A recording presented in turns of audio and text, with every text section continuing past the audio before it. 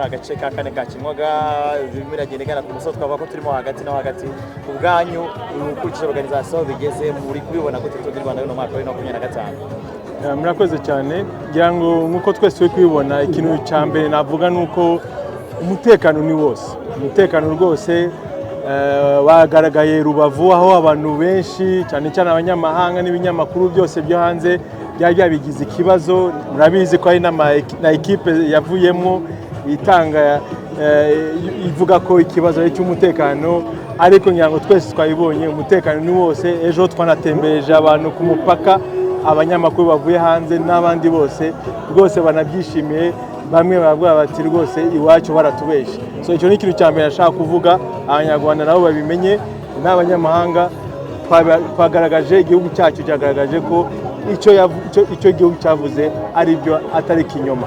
Ikindi nuko murabona ko irushanwa rikomeye cyane ibintu biracyahinduka ntabwo wavuga ko ubu twamenya uko bizagenda umunsi wa nyuma kugira ngo ubu n'abakinnyi bacu b'abanyarwanda bari guhatana pe bari kwerekana nabo imbaraga murabona ko bari kuza kuri podium kugira ngo igisigaye nuko noneho bahatanira mayo jaune tukazareba umunsi wa nyuma uzayitwara. Iyi gahunda yo kugira ama etape magufiya ubona bigeze kurenza ku munsi wa gatanu hagati wa mbere wa 10 amasegonda 30 nako byavuga kwa Tour du Rwanda. Ni tactique nshasha wenda maze muri no siganwa yo kongera competition.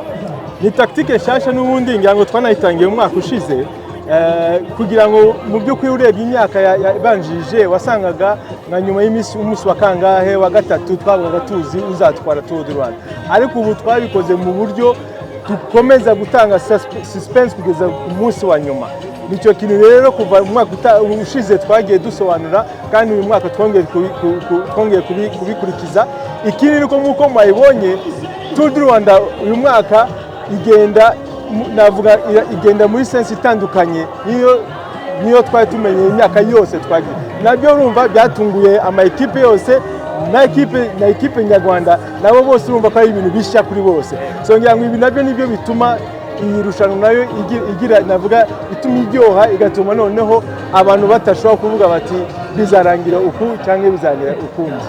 Tour ibaye mu mwaka u Rwanda ruzakiramo championnat du monde mu mwaka bivuze iki wenda ku mitegurire yayo ukurikije ikigo gikomeye u Rwanda ruzakira?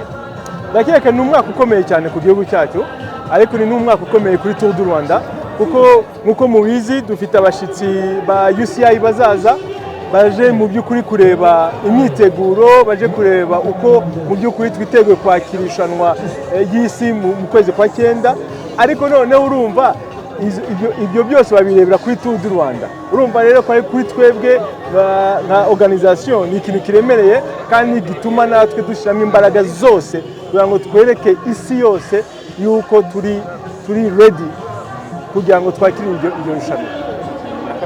Murakoze namwe umaze gukoresha ibihe bito mubo bangana. Okay, Shem ubwo tuvugana wari mu habuze gatongo twara amanota yo mu misozi twavuga ko noneho wenda target wari ufite guhita cyawe n'ikipe yawe ubu ngubu twaba ko mwabigezeho. Target naretse ikipe yanjye nabigezeho kuko banigetse ko amanota agomba kuyajya wari ufite yandushaga amanota 2 abyuce nshaka break ariko biteye byoroshye ariko byarangiye nyibonye cyane n'abanyarwanda tubyumvikana baramfasha no bita Munyaneza Didier niyo twavuze uti kubana tubusoza ahantu hatambika amanota sprint ndamufasha nawe yagiye najya grepere amfashanya twabigezeho rero n'abanyarwanda ubundi ubona amakuru yose ajyanye n'ubwishingizi y'ubwishingizi bw'umutungo apesha tuzisigaye rero hari abakinnyi b'abanyarwanda basigaye inyuma bakomeye kemwe akazi kacu urebye kemwe kagenda karangira yuko twashakaga iriya myenda ariko bitavuze yuko na stage tutayobora nk'abanyarwanda basigaye inyuma barakomeye harimo Mugisha Mwize Karadiyo ababyukusize Patrick barakomeye rero ntabwo twacika intege kandi tuzanabafasha. UAE team Emirates Jersey murakoze cyane. Comment a été la journée d'aujourd'hui? C'était plutôt une journée assez tranquille jusqu'en haut du deuxième grimpeur où on a décidé de faire la descente pour faire une première sélection et après on a roulé à fond jusqu'à l'arrivée. Le but c'était d'anticiper au pied de la dernière ascension, donc c'est ce que j'ai fait et j'ai été à fond jusqu'à l'arrivée. Donc voilà, ça m'a réussi, donc je suis content et puis maintenant il n'y a plus qu'à garder encore le maillot pendant 3 jours et puis aller chercher encore une étape ou plusieurs avec l'équipe.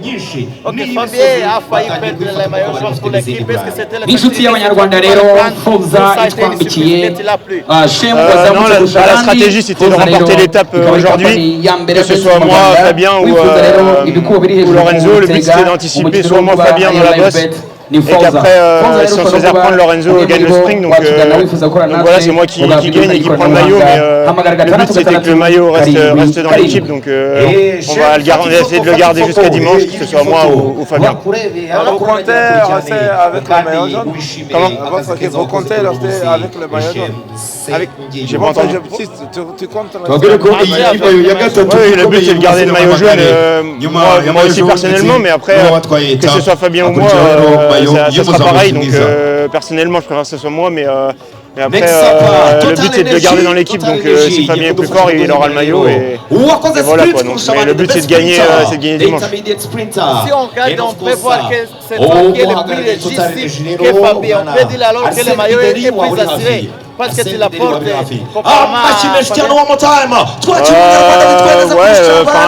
venus tous les deux pour faire le classement général, donc on va se battre tous les deux pour rester 1 et 2, que ce soit dans ce sens-là ou dans l'autre sens. Donc non, on va se battre jusqu'au bout et on va donner le maximum.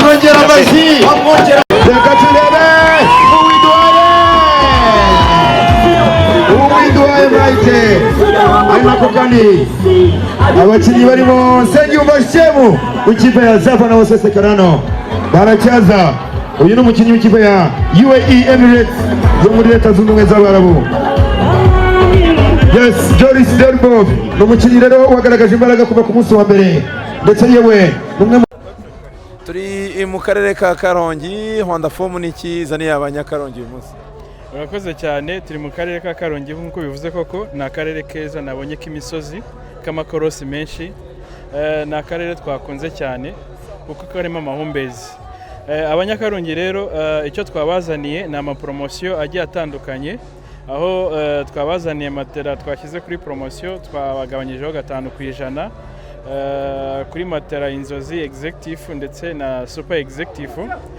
Ni n'akarere k'ubukerarugendo nk'uko mwakabonye aho twaciye ku kiyaga cya Kivu. Ni ahantu twagiye dutembera u Rwanda ubona ari ibintu bibereye ijisho. Nkaba mbwira abantu batuye mu karere ka Karongi tubashishikariza kugira ngo baze babe abafatanyabikorwa, cyane ko aka karere koko ari akarere k'ubukerarugendo, abafite amahoteli hano ndetse n'abashaka kuduhagararira, cyane ko twagiye tubona hari abaduhaye amakontakte tugomba kuvugana nabo mu gihe turi mu gitaramo hano. Turaza kuganira nabo turebe ko twakorana nabo. Ni nk'ahandi hose mu gihugu turimo kugenda tuzenguruka, aho abifuza gukorera Rwanda Form turimo kugira izo kontakte kugira ngo tubashe gukorana nabo. Ikindi ni impamvu y'ayo mapromosiyo, turimo kubishyurira amezi abiri y'ubuntu kugira ngo uwifuza gukorana natwe atangire business acuruza produits zacu, tumwishyura amezi 2 y'ubukode bw'inzu. Rero izo ni izo promosiyo. Aka karere ka Karongi rero tuhafite umuntu umwe aho twagize guhagarara kugira ngo dusuhuze abakunzi bacu. Tuhafite umuntu umwe, iduka rimwe. Niyo mpamvu dusaba yuko na hano muri uno mujyi twakwifuza ko tugira abaduhagararira barenze umwe ndetse bakaba benshi. Niyo mpamvu rero tuba turimo gukora gutembera kugira ngo turebe uko igihugu kimeze, iterambere ryacyo, hanyuma tugenda dushorayo n'imari. Ibyo byiza byose muzaniye abanyarwanda ni muri Tour du Rwanda cyangwa ni gahunda ziza kuba zikomeza? Urakoze. Ibyo byiza nk'ayo mapromosiyo twavuze ari muri Tour du Rwanda gusa, cyane ko ino Tour du Rwanda abacuruzi 10 bifuza gukorana natwe biraza kurangirana ni Tour du Rwanda gusa abo ngabo nibo twishyura amezi 2 niyo 5% yo kugabanyirizwa birarangirana ni Tour du Rwanda. Murumva tugeze ku munsi hafi wa 4 nimba ntibeshe. Rero ndagira ngo mbashishikarize yaba ntago ari Karongi gusa aho turi buze kujya Rusizi naho twavuye bakirimo kubitekerezaho ndagira ngo rwose baze gufata umwanzuro kuko iminsi irimo kugenda irangira kugira ngo baze dufatanye gucuruza babafatanye ibikorwa bacu. Hanyuma mumaze iminsi aho munyuze hose abantu baryohewe n'umuhanzi w'icyamare Neme Platini ubu ahasigaye baraza kumubona cyane rwose mu karere kose aho tuzajya duhagarara uwo muhanzi bazajya bamubona cyane ko no mu kanya tugiye guhita tubikora rwose aho tugiye kubataramira. Ndashishikariza abanyakarongi rero kugira ngo baze kubana natwe tuze kwishimana muri ibi byiza bya Tour du Rwanda ndetse na Rwanda Form ibyo iba yabateguriye. Abantu baraza ko bababona gute contact ubwo ari abacuruzi ndetse n'abandi bose bifuza amatera Rwanda Form? Urakoze cyane.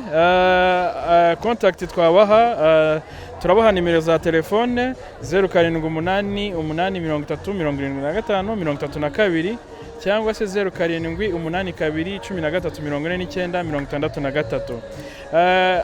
Utabashe guhamagara waca no kuri social media platform za Rwanda Form, Facebook, Twitter ndetse na Instagram, cyangwa se ugaca no kuri wa_rwandaform.com.